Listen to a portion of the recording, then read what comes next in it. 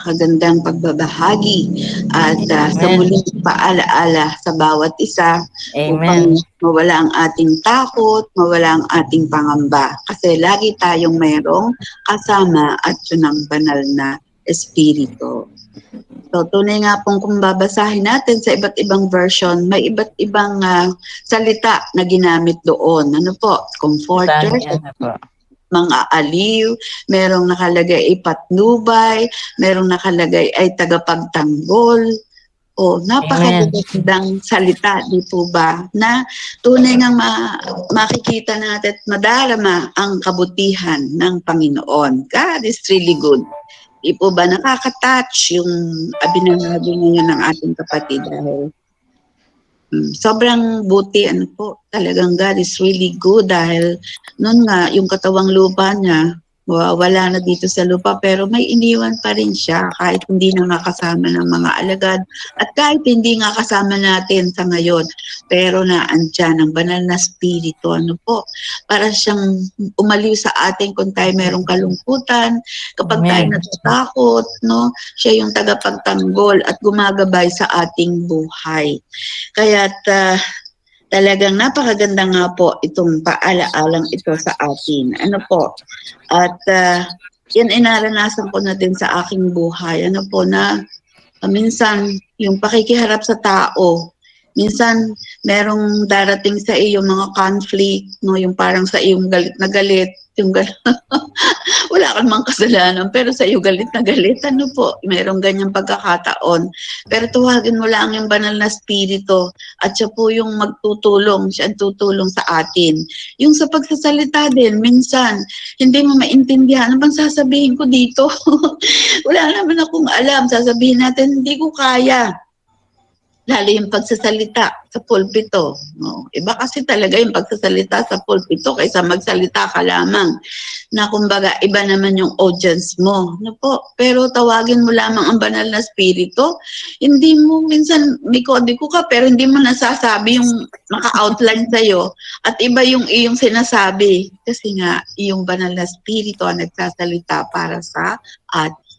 At ganoon din sa ating kaisipan, ano po, minsan iba yung iniisip mo, pero tawagin mo ang banal na spirito at siya po yung magbibigay sa atin ng karunungan, ng kaalaman para lahat ng bagay ay nasa tamang direksyon. Ano po? So napakahalaga talaga itong topic na ito ni Pastora. Ano po? At sabi nga niya ay tayo ay pinalalaya. Ano po, meron na tayong kalayaan dahil nga sa banal na spirito po. Dahil sa banal na spirito na ipinagkaloob sa atin. Malaya na tayo na para hindi na tayo makagawa ng kasalanan. Kasi sabi nga ay we have our sinful nature. Di po ba? Tayo ay mga makasalanan na kumbaga kahit tayo nagkaroon na ng kaligtasan at ibinigay na ni Lord ang kanyang buhay para sa atin. Pero bakit kung minsan ay ang tendency ng tao ay talaga namang gumawa ng kasalanan. Sobrang na yung jablong yan, ano? Pero nandyan naman ang banal na spirito upang tayo ay gabayan at laging subaybayan. Na Amen. anak, na mamili ka ng landas. Dapat dito, ito yung iyong priority. Ito yung bigyan mo ng pansin dahil ito ang makakalugod sa iyong Panginoon. Puri ng Diyos. Ano po?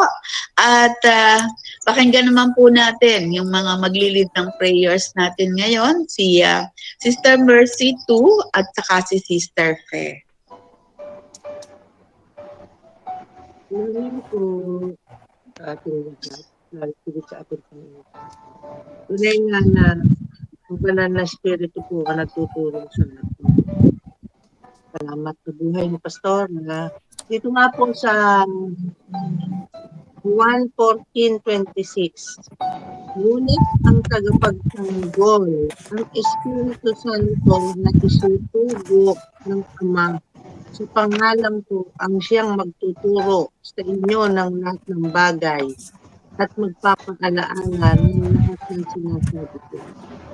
Una po, ang banal na Espiritu na po ang magtuturo sa atin at magtatanggol sa bawat isa sa atin. Napaalaala niya sa atin ang lahat. Wala nga po tayong kaalaman, ang banal na espiritu rin po ang nagtuturo sa atin kung tayo ay kulang. Yun nga po yung ang sabi ng Panginoon ay nung namatay nga po ang Panginoong Jesus ay ang iniwan nga niya po ay ang banal na espiritu. Na siyang magtatanggol nga, siyang mag-aalalay sa ating lahat. Yun nga po ang kanyang iniwan sa atin. Kaya tunay na napakahalaga po at napaka ah, ano ng banal na espiritu sa bawat isa sa atin. Yan lamang po ang atin laging panghawakan na tayo laging may kasama natin ang banal na espiritu. Tayo kung saan man tayo kaya huwag tayong matatakot. Yun ang sabi ng ating Panginoon. Kahit iiwanan niya ang banal na espiritu para sa atin na tayo ay ipagtatanggol niya sa lahat. Salamat po. Maraming salamat po. Magandang umaga po sa lahat. Tunay nga po yung ating tinalakay ngayon ay hindi natin lagi napapag-usapan yung banal na espiritu. Pero sa akin pong pananaw, kasi may panahon ng Diyos Ama. Nakikita, nakakausap. Ang Diyos Anak ay lalo na nakasalamuha sa atin. At ngayon, ay ang ating kasakasama ay ang banal na espiritu. At once na tayo tumanggap sa Panginoon, nasa atin yun. Nasa atin. Hindi man natin nakita, pero ito ay nasa puso natin. At nakasulat po sa ito yung Roma 9. Roma 9. 8:9. Roma 8:9.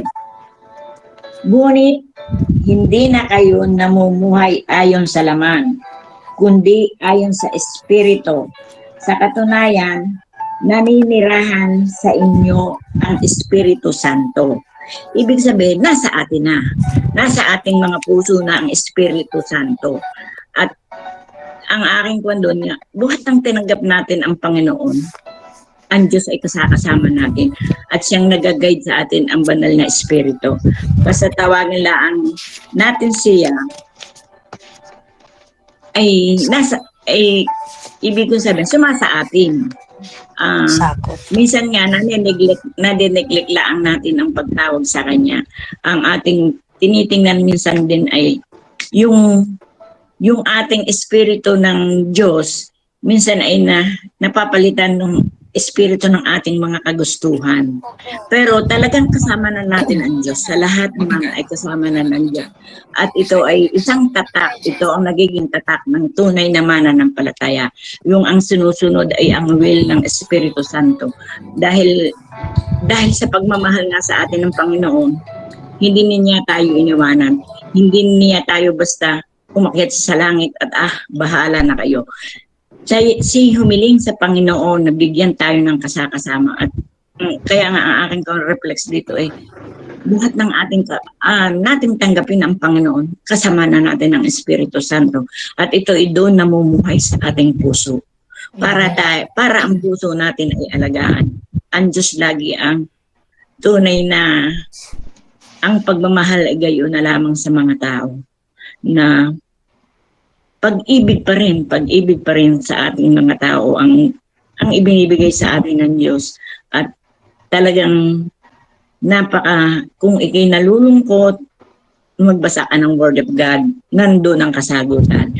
Kung ikay nalulungkot, sumama nga sa mga kapatiran at ikay maalis ang lubay. Ayan ang tugon lagi ng banal na espiritu. May pamamaraan siya kung paano lulutasin ng tao ang kanilang mga problema dahil nga sa kasama natin ang Diyos anumang bagay. Kaya nga sabi, huwag tayong padaya, huwag natin alisin ay ang espiritong buhay sa ating mga buhay at maipapakita natin lahat kung gaano ang pagmamahal ng Panginoon sa atin. Yun lang po.